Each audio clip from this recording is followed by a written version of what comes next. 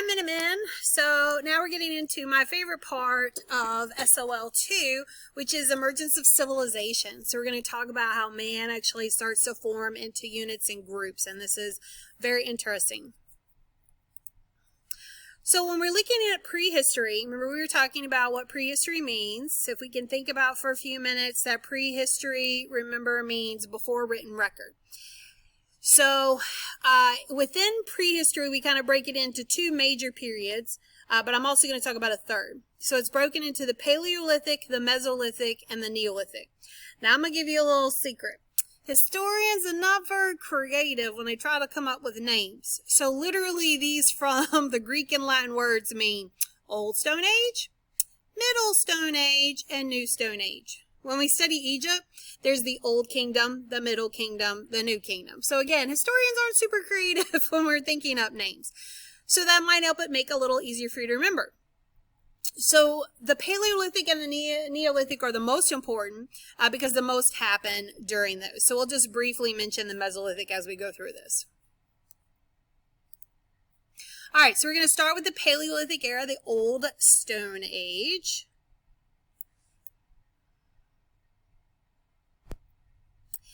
And in the Paleolithic, this is, remember, lithic is stone, paleo means old, so it's literally old stone, the Old Stone Age. Okay, so era is age. So Paleolithic is the Old Stone Age. So this is when basically they hadn't figured out how to farm. So everything in their lives were really dependent upon their physical environment. And so this is where the role of geography is super important and very much involved in their lives. They are nomadic people, which means that they move from place to place in search of food, shelter, all of their kind of basic needs.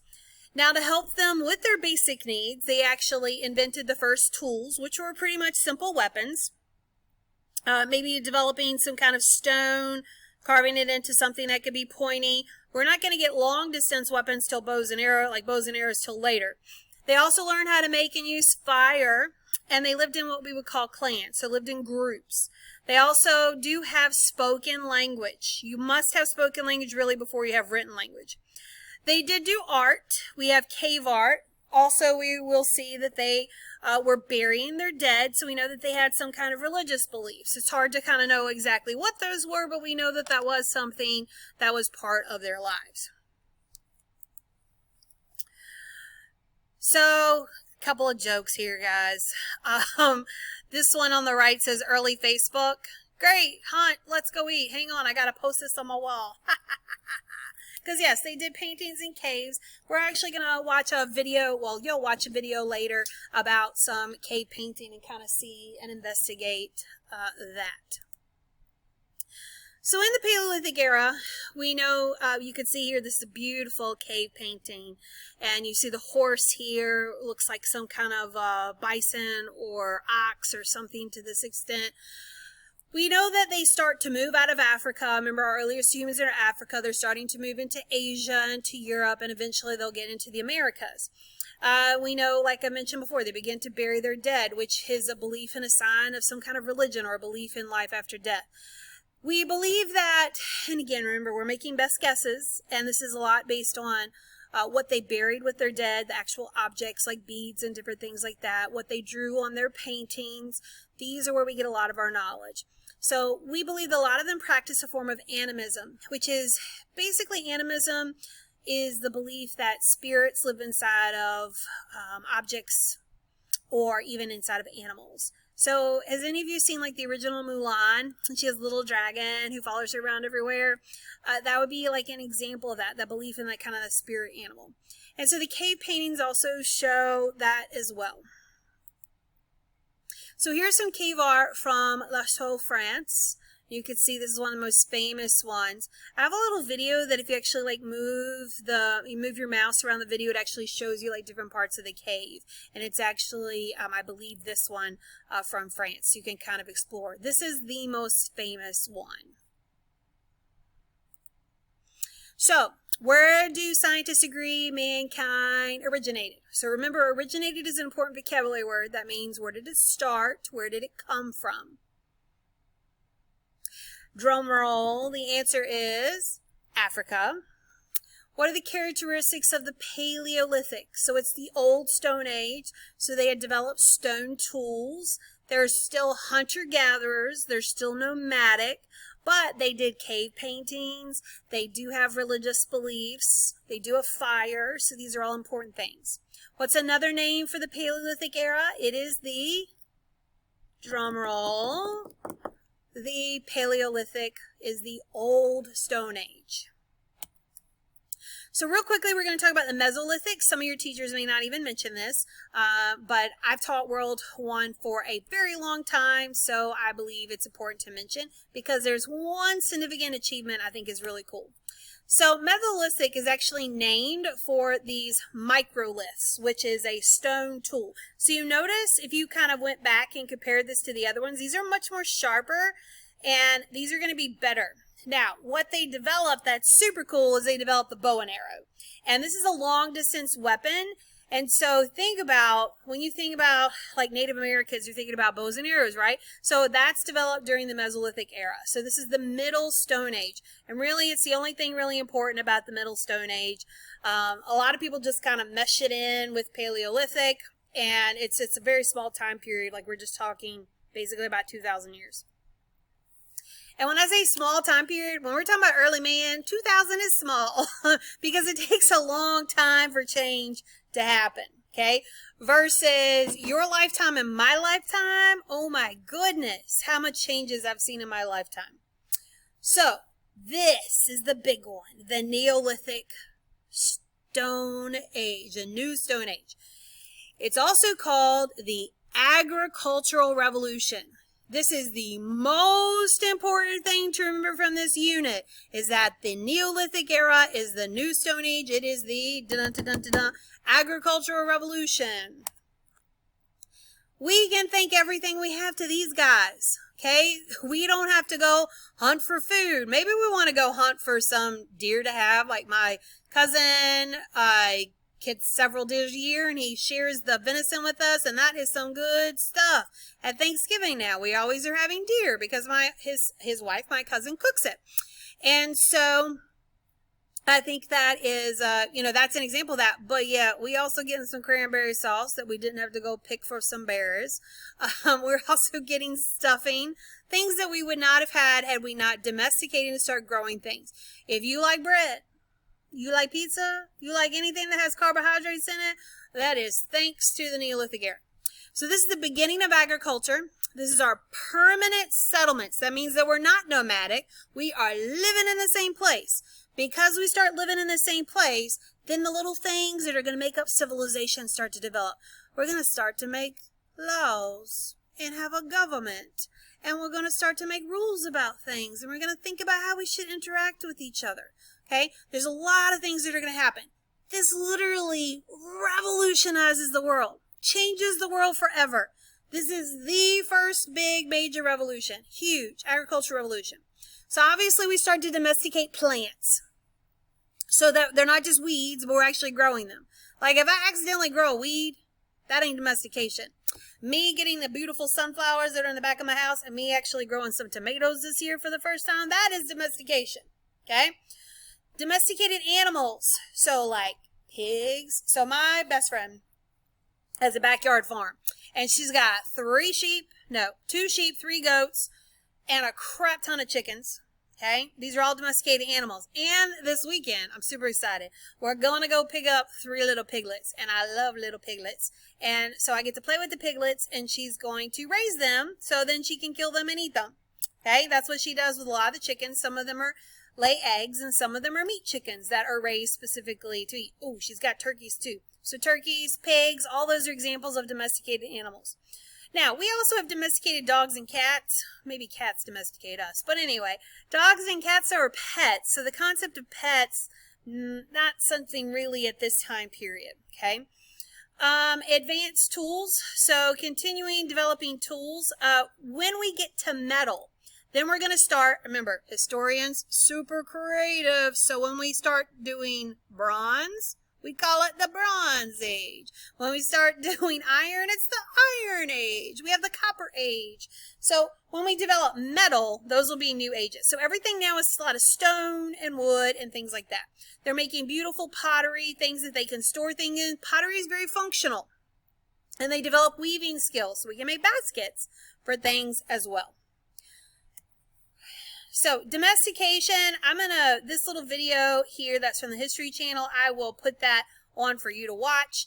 There's always going to be videos that are going to provide more information for you. Some of them will be ed puzzles and will be actually graded. Some of them is just like more information that if we were in class, I would show a little clip. If I play it now, then I'm going to get a copyright violation when I put this on YouTube, so I'll just put it in there for you to watch later.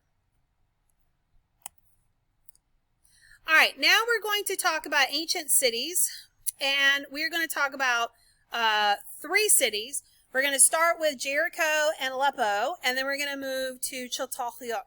Now, Jericho and Aleppo are in the Fertile Crescent in the Middle East. Aleppo, maybe you've heard of, because that would be in present-day Syria. And so Aleppo has become famous for that. Jericho, if any of you go to Sunday school, maybe you've heard the stories about the walls of Jericho that came tumbling down. And so the Fertile Crescent is in the Middle East. I'll show you this on a map. And then we'll go further afield to Turkey, and then we will talk about Chautauqua.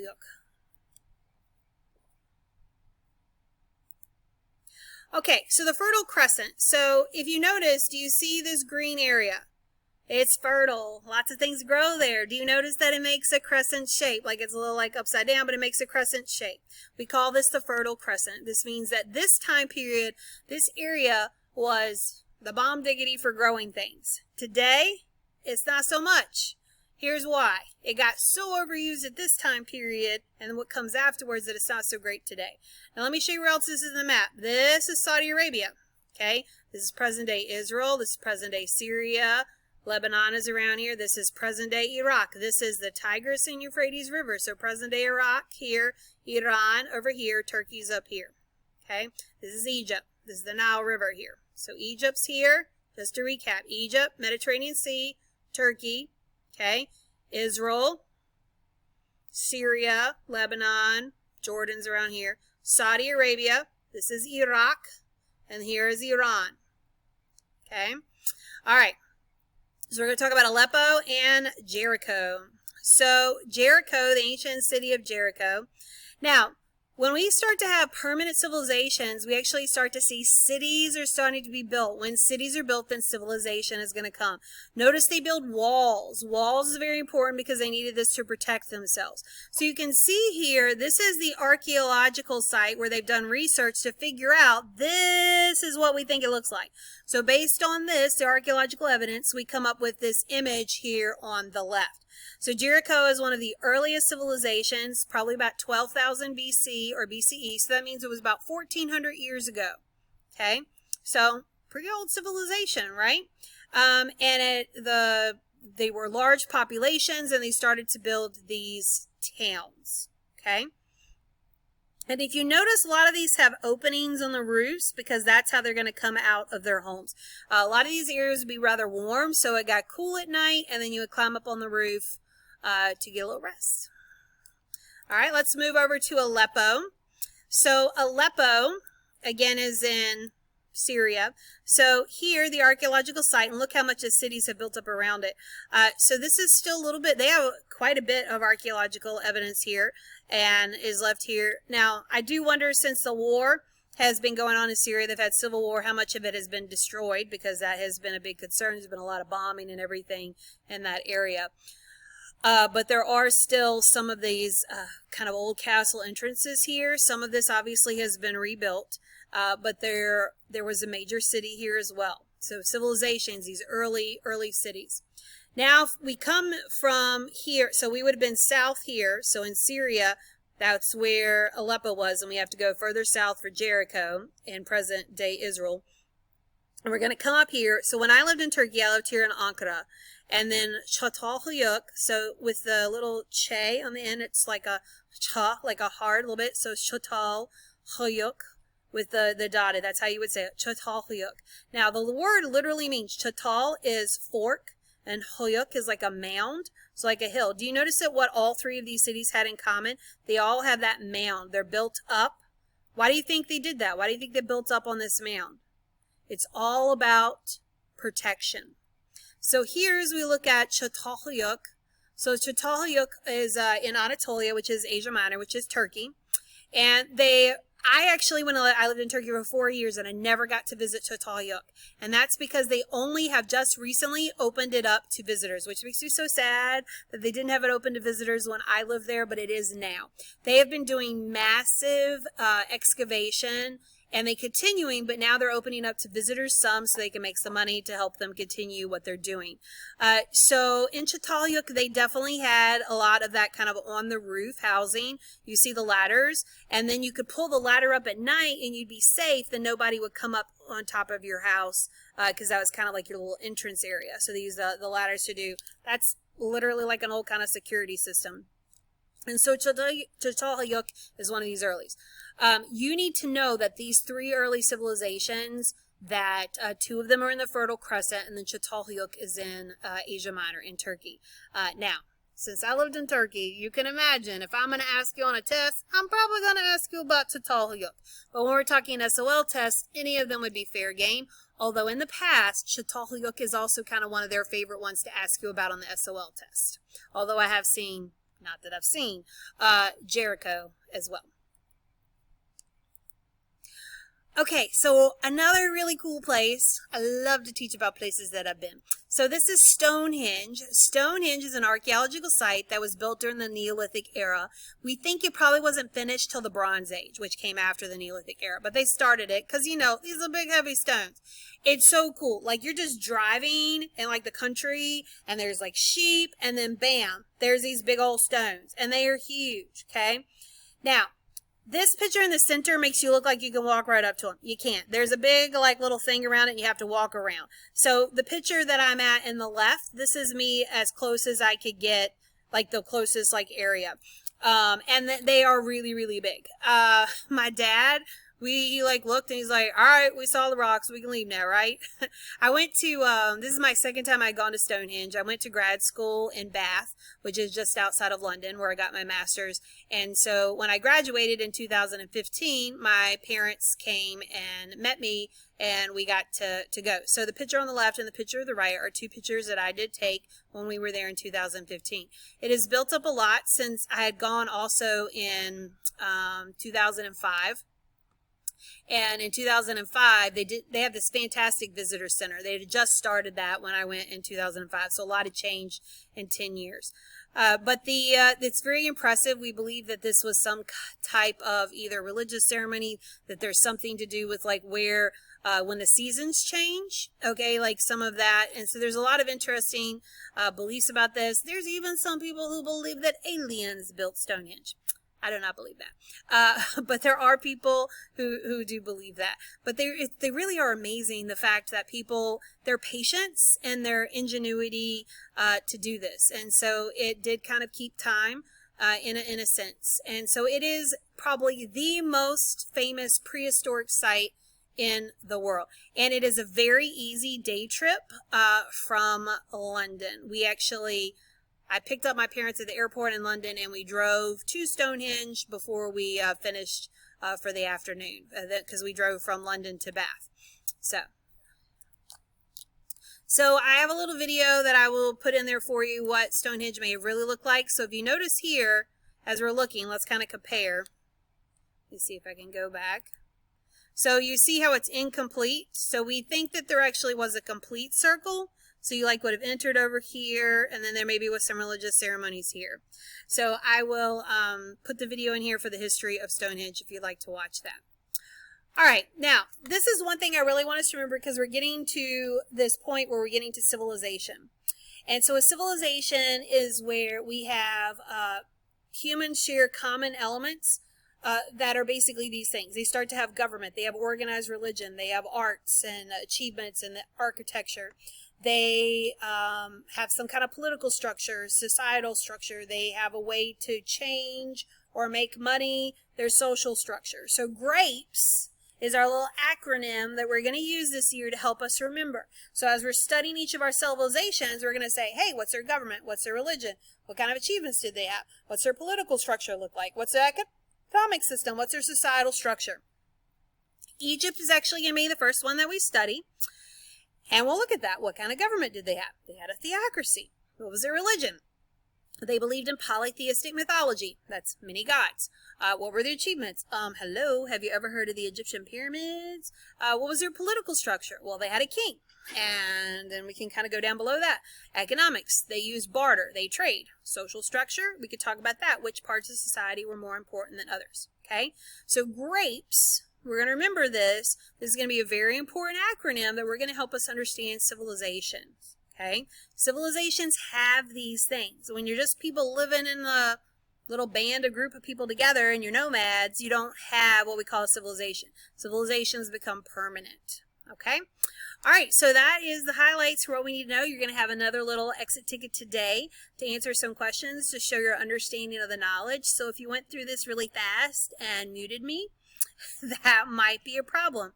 Now, I want to know, other than the exit ticket, that you actually watch this video. So after you finish watching this video, send me an email. My email you can find, I'll tell you, but it's cgdelong, D-E-L-O-N-G, and then at bedford.k12.va.us. Send me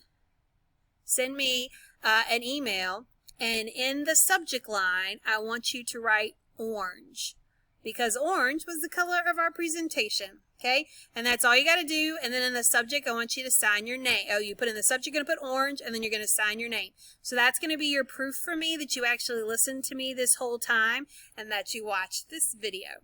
So thank you guys, and we will be up for a couple more things for this unit. There's going to be doing some archaeology. This is my last lecture for the unit. I will check in with you later in this week, but we're going to do a little activities with archaeology. We're going to look at radiocarbon dating and kind of some other interesting things, and we will end with a test on this unit.